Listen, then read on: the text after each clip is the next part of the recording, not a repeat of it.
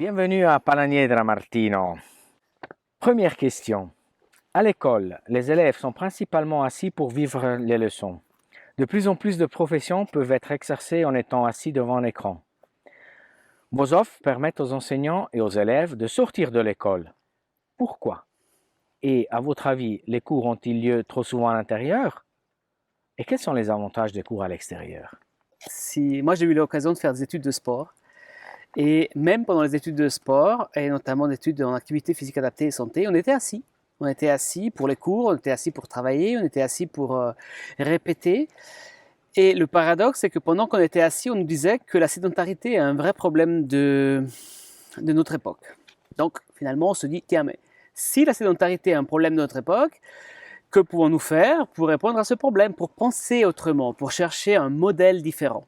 Et donc on s'est dit, tiens, finalement, il y a plein de choses qu'on pourrait faire, ne serait-ce qu'en marchant.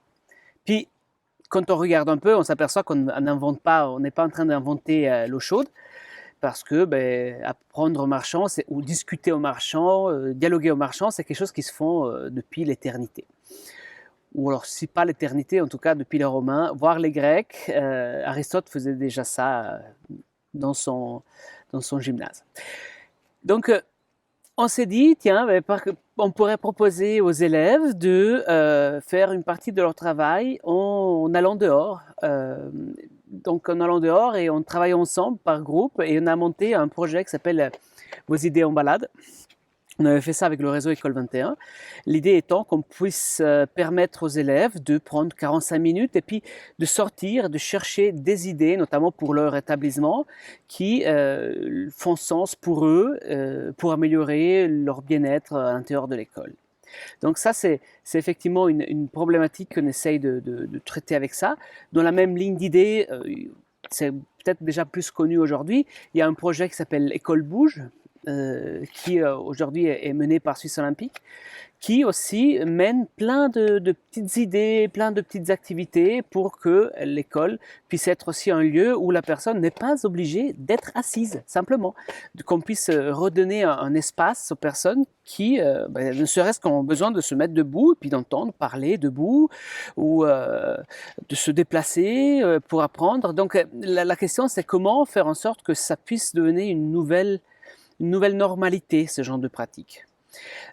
Ça, c'est quelque part le défi que notre société doit affronter. C'est de proposer des manières différentes de se déplacer, de réfléchir, de travailler. Actuellement, on travaille sur un projet qui s'appelle les réunions qui marchent. On peut faire une partie des réunions en marchant, en se déplaçant, alors qu'en fait avant on le faisait peut-être en étant assis à une table. Peut-être pas toutes, mais une partie de ces réunions peuvent être faites comme ça. Donc ça, c'est un peu le contexte général. Ce contexte général répond quelque part aux questions de la santé dans le sens beaucoup plus large. Donc si on réfléchit à la santé non pas comme une absence de maladie, donc c'est un modèle qui n'est plus utilisé, mais plutôt comme un modèle dynamique qui répond un peu à ce qui était établi dans la charte d'Ottawa qui date de 86, en fait, où la santé est perçue non pas comme simplement un outil en soi ou une fin en soi, mais la santé est perçue comme une ressource pour ensuite aller vers un objectif qui est celui du bien-être, qu'il soit individuel ou collectif. Donc c'est un paradigme très différent de se dire la santé en soi ou alors la santé comme ressource. Parce que si on réfléchit à la santé comme une ressource, à ce moment-là, il faut qu'on se pose la question de quels outils on a à se procurer et à chercher ou à donner aux enfants pour qu'ils puissent garantir ou chercher à maintenir cette santé-là, en fait, cette ressource. Mais après, de notre côté, ce qui est génial, c'est que si on parle de santé comme ressource, on parle également d'aller vers quelque chose. Et aller vers quelque chose, ça permet de dire, finalement, vous avez des projets peut-être en tant qu'élève, en tant qu'école, des projets de vivre ensemble, des projets de santé mentale, des projets de partage, de solidarité. Et ça fait aussi partie quelque part d'une vision de la santé. Donc ça pose quelque part toute cette thématique de la santé qu'on peut insérer dans ce dialogue autour des objectifs de développement durable. Ça pose la question des besoins. C'est-à-dire, en fait, avez-vous pris conscience de ce que vous avez besoin pour vous sentir bien? Et si on pose ça dans le cadre scolaire, en fait, ça devient super intéressant parce que ça nous oblige à donner la parole aux élèves et transformer l'école dans un laboratoire dans lequel on leur pose cette question. Et eux, ils travaillent autour de ça. Mais ça, ce n'est possible que si on peut leur donner plein d'outils aussi pour réfléchir, puis comprendre cette santé-là. Moi, j'aime bien penser que les élèves, ils ont cette capacité d'imaginer et de contextualiser leurs besoins aussi. On est dans une période assez particulière de notre civilisation parce qu'il y a ces besoins primaires qui sont, si on pense à la pyramide de Maslow, hein, qui fête bientôt 51 ans, mais qui sont vraiment physiologiques. Et puis finalement, dans ce côté physiologique, on peut réinsérer la notion de mouvement. Est-ce qu'on peut se permettre d'imaginer le mouvement comme quelque chose d'essentiel, de physiologique pour le bien-être des enfants? Le mouvement pendant les cours a-t-il une répercussion sur la santé des enseignants et des élèves? Et j'aime renvoyer cette question aux personnes qui écoutent ce message pour dire, écoutez, est-ce que vous vous sentez mieux après avoir réfléchi assis dans votre canapé affaissé, ou est-ce que vous vous sentez mieux lorsque vous êtes mis en mouvement pendant un petit moment? Je vous laisse juger de votre réponse. Ce qui est intéressant, et il y a des études qui le prouvent, c'est que amener du mouvement dans certaines dynamiques d'apprentissage peut améliorer l'apprentissage, la mémorisation. Ça peut aussi améliorer ce qu'on appelle la prophylaxie avec des personnes âgées, mais ça intéresse peut-être moins dans le cadre scolaire. Et puis ça améliore, et ça c'était intéressant dans les études, ça améliore fortement la créativité. Donc les compétences de créativité se retrouvent touchées autrement. Et je me permets justement de faire un petit coup de pub pour une association, une organisation qui travaille aussi avec le réseau École 21, qui s'appelle Sylviva, qui depuis quelque temps fait fortement la promotion de l'école en dehors, qui montre comment le fait d'aller en dehors une fois par semaine ou une fois chaque 2 semaines avec les élèves permet justement de travailler ces compétences autrement, les compétences de créativité, de coopération, de concentration, et puis aussi de participation. C'est toutes des choses qui se retrouvent un peu mélangées dans des contextes qui sont autres, et puis ça peut donner des outils hyper intéressants. Et j'aime penser qu'il n'y a pas une seule solution. Il y en a des centaines, il faut les chercher, mais c'est super intéressant parfois de réfléchir un peu en dehors de ce qu'on a appris. Puis se dire, ah tiens, je vais essayer, ça peut être intéressant, ça m'intéresse. Avec le réseau des écoles 21, vous avez développé vos idées en balade, une proposition d'activité concrète pour tous les cycles scolaires. Quelle est sa valeur ajoutée par rapport aux cours dispensés en classe? Et faire de l'exercice en plein air fait également bouger l'esprit. Pourquoi? Et qu'est-ce qui alimente la créativité? On a effectivement mis en place vos idées en balade, mais on a aussi mis en place vos réflexions en balade. Dans les deux cas, l'idée consiste à proposer de sortir et de chercher ensemble, en travaillant, en collaborant, en échangeant, des solutions ou des projets, des propositions de projets pour l'école, pour le vivre ensemble, pour la classe, pour l'environnement autour de la classe, pour le travail avec l'association de quartier qui est juste à côté. On recontextualise l'école dans un ensemble plus large, parce que finalement, la question de la santé est aussi liée à ça, liée à comment on se sent dans la communauté dans laquelle on vit, et on ne se limite pas à l'école. Et ce qui est intéressant lorsqu'on réfléchit de cette manière, c'est que ce n'est pas cet outil qu'on a mis en place, qui est là, qui est à disposition, qui est gratuit, mais cet outil n'est pas une fin en soi. Cet outil est un point de départ, dans le sens que les jeunes réfléchissent, commencent à travailler autour de cette question et le font en se mettant en mouvement autour de l'école. Mais laisser leurs idées à la fin de ce travail lettre morte serait le pire qu'on pourrait faire en tant que facilitateur d'un apprentissage. Finalement, c'est un point de départ. Le reste consiste à se demander, OK, ben, j'ai réfléchi à cette idée. Maintenant, que dois-je faire ou que devons-nous faire en tant que classe ou en tant qu'élève pour réaliser cette idée? Donc, on touche totalement à la question de la participation et notamment à la question de la participation active, dans le sens où on donne des outils aux élèves pour qu'ils sachent de quoi il s'agit et puis qu'ils aillent vers quelque chose. Et j'aime penser que l'école comme laboratoire doit être en mesure de faire ça, d'accompagner des élèves, des enfants, des adolescents dans la réalisation de quelque chose.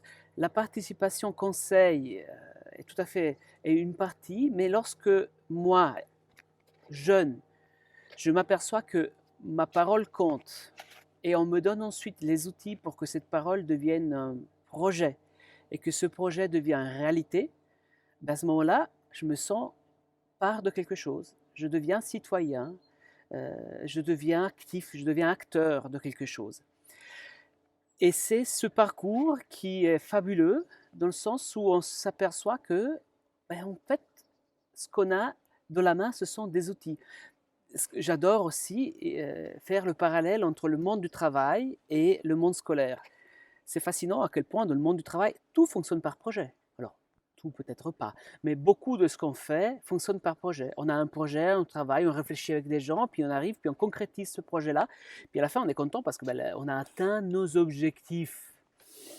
Et dans le monde de l'école, est-ce que on leur donne déjà des outils pour comprendre quel est ce projet? Est-ce qu'ils réfléchissent assez à leur projet? Est-ce qu'ils travaillent ensemble? Est-ce qu'ils coopèrent? Est-ce qu'ils savent penser en système? Est-ce qu'ils savent penser la complexité et la difficulté des choses pour travailler ce projet? Donc, je réponds à cette question de vos idées en balade vraiment pour dire, là on parle d'idées, ça peut être des idées qui touchent à la santé, au vivre ensemble, mais ça ne doit pas s'arrêter là. Ça doit absolument penser, repenser la possibilité d'offrir des outils de gestion de projets à l'intérieur du monde scolaire. Tu parlais des entreprises, des écoles et de l'importance de sortir. Mais en fin de compte, quel rôle la nature joue-t-elle dans la santé et la créativité? Et la nature bénéficie-t-elle aussi des leçons de l'extérieur? Lorsqu'on pose une question de ce type, on s'attend à avoir des données certifiées, certifiantes.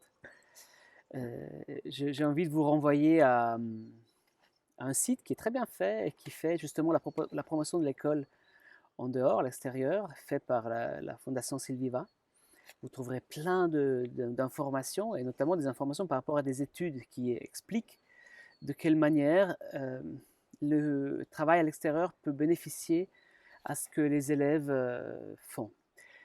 Je reviens sur quelques-unes de ces notions, notamment parce qu'on a pu prouver, quelque part, que la créativité a un impact certain sur l'apprentissage lorsqu'on est à l'extérieur. Mais c'est vrai qu'on peut se dire aussi, est-ce qu'on sort uniquement pour faire des leçons de sciences naturelles? Ben, évidemment, c'est là qu'on imagine, on sort faire des... Est-ce qu'on pourrait sortir pour faire des maths? Mais si on regarde les exemples qui sont faits, notamment dans les pays anglo-saxons, mais aussi en Danemark, en Suède, il y a pas mal d'exemples qui vont dans ce sens-là et qui sont repris notamment maintenant pour l'école à l'extérieur, l'école en dehors.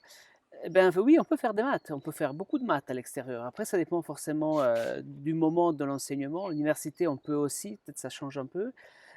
Quand on a des classes de 5H, 6H, 8H, une partie du travail peut être fait à l'extérieur.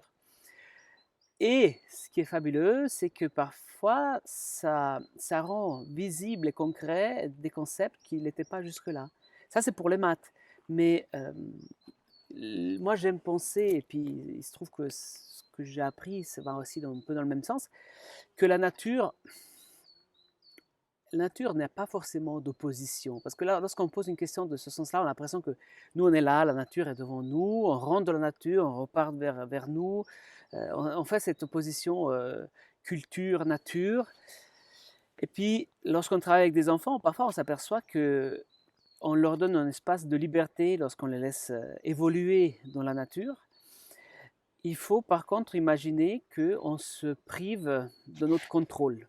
On devient accompagnateur, on les laisse chercher, inventer, développer et puis créer plein de choses qui sont importantes pour eux. Et puis ensuite, à partir de là, toute occasion est bonne. Ici, on se trouve au Tessin. Derrière nous, il y a un paysage incroyable. D'ici quelques semaines, ces arbres, peut-être que beaucoup de semaines, ils vont avoir des bourgeons.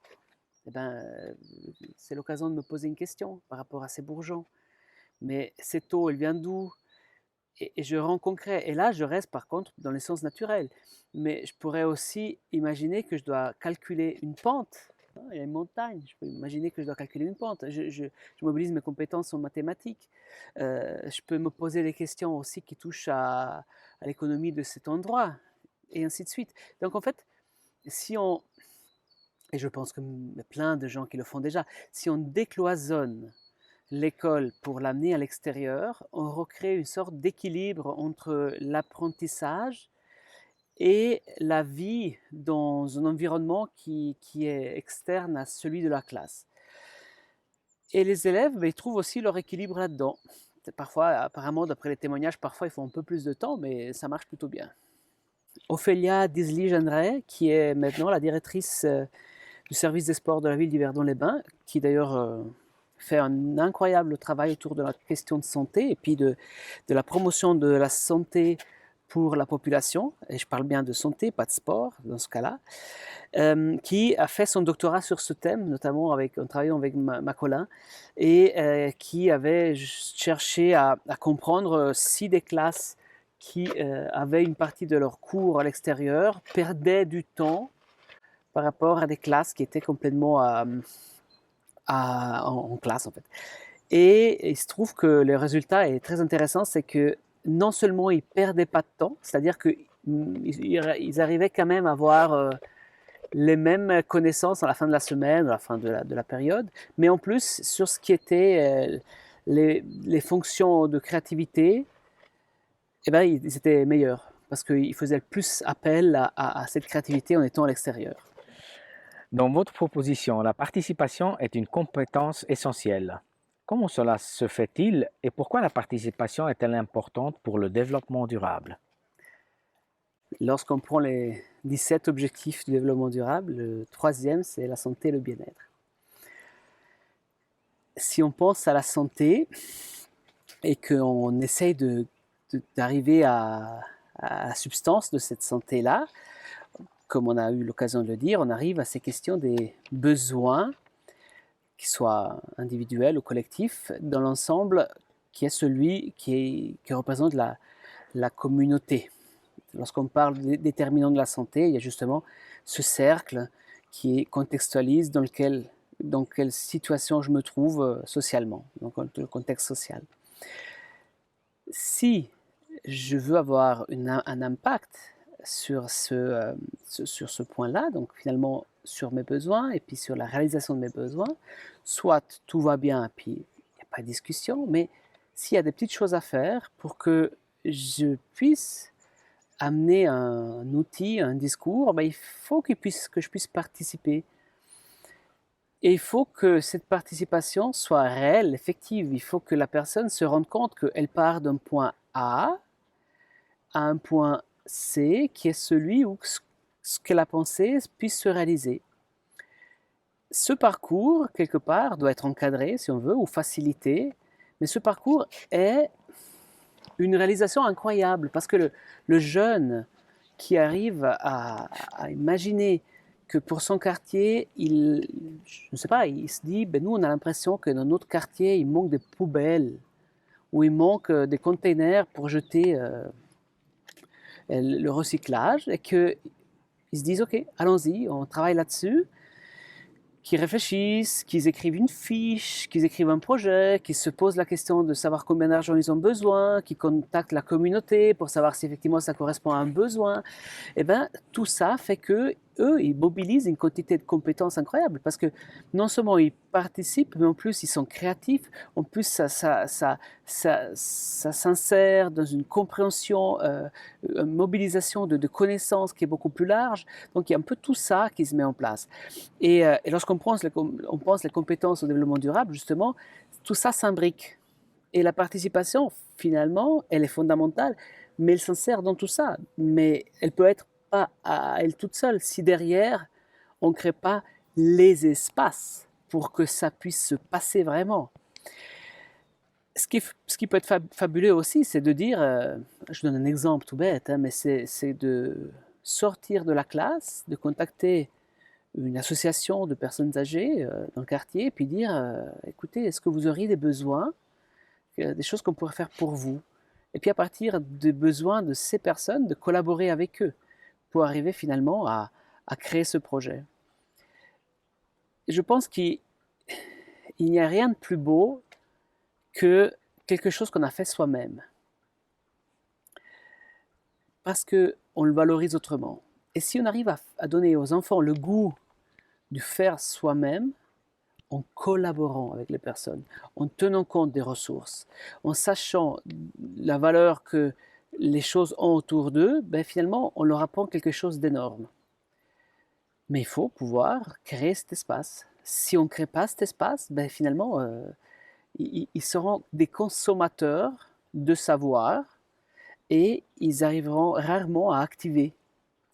Et ça, c'est fabuleux. Parce que finalement, on est dans une société qui nous demande de consommer, consommer. Et aujourd'hui, ben, on consomme des réseaux sociaux, on consomme des médias, on consomme du savoir.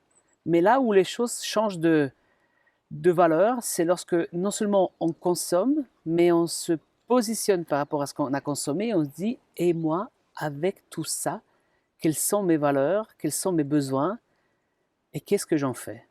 Et après, ça peut prendre des formes très différentes. Mais ce changement est central et fabuleux si on arrive à le mettre en place. Quelles sont les autres compétences de l'EDD, au dehors de la créativité et de la participation, qui sont touchées par cette proposition et comment sont-elles activées? Si la proposition consiste à créer l'espace pour que des élèves partent d'un savoir, qui se l'approprient et qui travaillent ensemble pour l'amener à quelque chose, à la création de quelque chose, je pense qu'on peut dire sans avoir trop peur qu'elles sont toutes utilisées. C'est là aussi qu'on voit que l'outil est intéressant. On participe, on travaille ensemble, mais sur quoi on participe? On participe sur des éléments qui nous ont été donnés. Donc il y a un savoir qui est là, je dois le comprendre, je dois me l'approprier. À partir de ce savoir, je dois pouvoir collaborer avec les autres, réfléchir avec les autres, formuler, créer des idées, donc savoir mâcher tout ça. Si possible, je dois insérer cette réflexion dans un système beaucoup plus complexe qui tient compte des ressources, de l'environnement, des relations, des rapports de force entre les institutions, de l'espace qui m'est donné. Donc j'apprends à penser un système. Ensuite, à partir de là, je rédige des projets et ensuite je mobilise encore d'autres compétences pour pouvoir suivre ce projet, le réaliser, le créer, le mettre en place. Et puis à la fin, je me retrouve avec quelque chose qui est réel et qui est celui d'un travail fait ensemble. Alors, avant, tu disais que les enseignants, une fois qu'ils sont dehors avec leurs élèves, ils deviennent un peu accompagnateurs ou facilitateurs des activités qu'ils doivent faire. Dans ce sens-là, l'école devrait devenir un laboratoire d'éducation au développement durable. Mais, à ton avis, est-elle prête à relever ce défi? C'est une très bonne question et je pense qu'on ne peut pas répondre oui, non, ce serait beaucoup trop simple.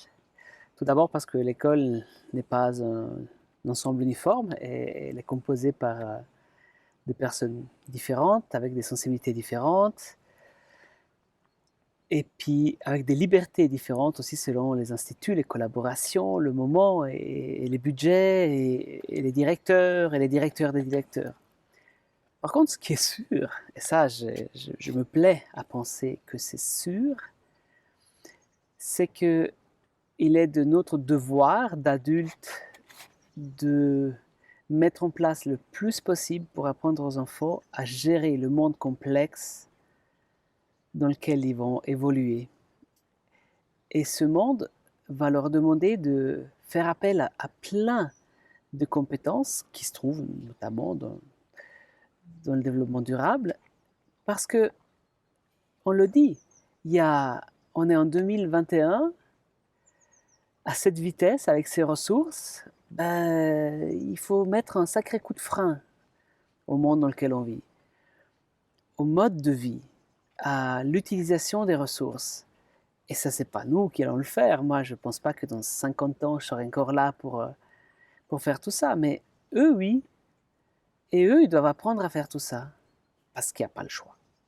Parce que si on ne fait pas tout ça, on va taper dans le mur. Donc, finalement, ce qui est intéressant, c'est que si l'école sait faire ça, si l'école se donne le défi, eh ben, elle peut penser les mêmes choses et les faire autrement.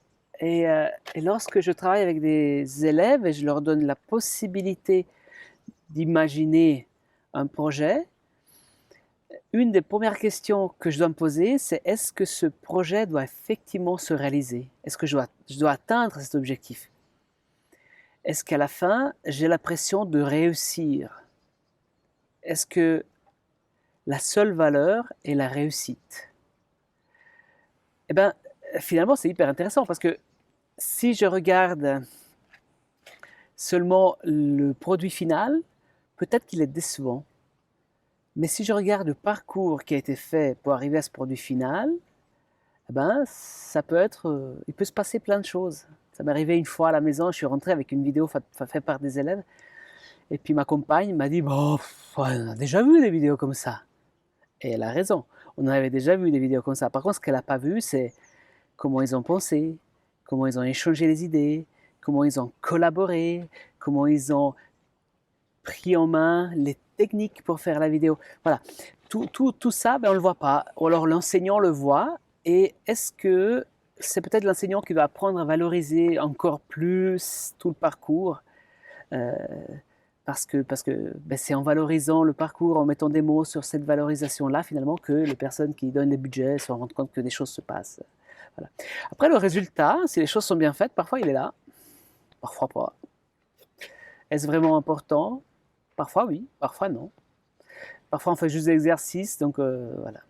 Mais ce qui est fabuleux, c'est ce changement de paradigme, de se dire finalement je quitte ma place de détenteur de savoir qui passe juste un savoir à des jeunes, des enfants, et je deviens facilitateur, c'est-à-dire que je sais où trouver le savoir, je sais comment le transmettre, puis après je laisse faire et je donne les bons outils ou j'aide à trouver les bons outils au bon moment. N'oublions jamais qu'aujourd'hui, les outils par les technologies d'information se trouvent facilement. Si les approprier, par contre, demande un travail un peu différent. Si on est capable d'apprendre aux enfants à chercher les outils, à réfléchir aux outils, plutôt que de se mettre en détenteur de savoir, mais finalement, c'est aussi une manière de les former à affronter ces gros défis qu'ils ont à affronter pour demain.